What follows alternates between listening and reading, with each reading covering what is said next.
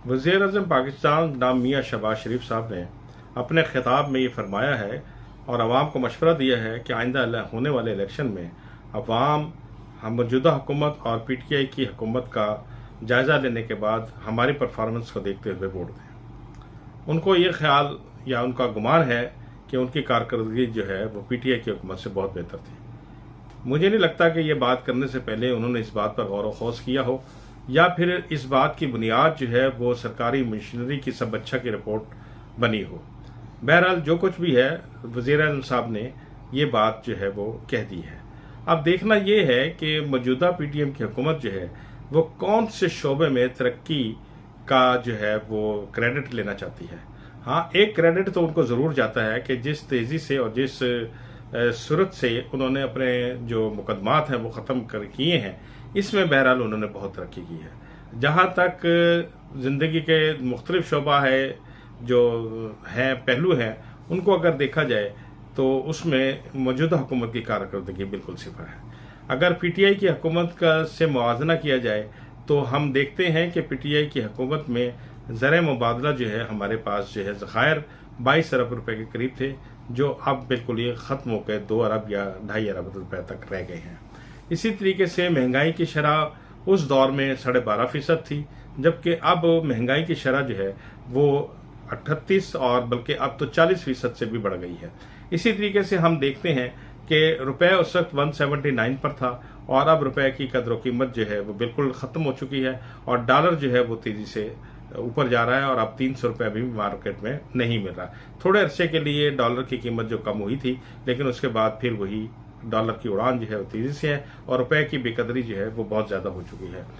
इसी आप देखें खुर्द अशिया खुर्दनोश के हवाले से अगर हम देखते हैं तो उस वक्त घी जो है वो 450 रुपये किलो था, जिस पर बहुत बवेला मचाया गया था, और अब ये जो घी है वो 600 रुपये किलो भी दस्तयाब नहीं है। चीनी जो है 80 रुपये किलो थी, अब 150 रुपये किलो है। आटा 70 रुपये किलो था और अब 20 किलो का आटा जो है वो 2900 रुपये और 3000 में मिल रहा है। और सिंध में, सूबा सिंध में तो ये आटे की कीमत जो है इससे भी ज़्यादा है। इसी तरीके से अगर आप देखें कि हमारे जो यूटिलिटी बिल्स हैं उनमें किस तरह इजाफा हुआ है। हाल ही में जो बिजली के बिलों में इजाफा किया गया है ये इंतहाई नामुनासिब है और आवाम का गम और गुस्सा इस बात पर है कि हो सकता है कि आवाम सिविल नाफरमानी की तहरीक जो है वो शुरू कर दें। बिजली के बिलों में 50 रुपये फी यूनिट जो है अब बिजली का बिल जो है वो हमें पड़ेगा और उस पर तमाशा ये है कि अभी हम जो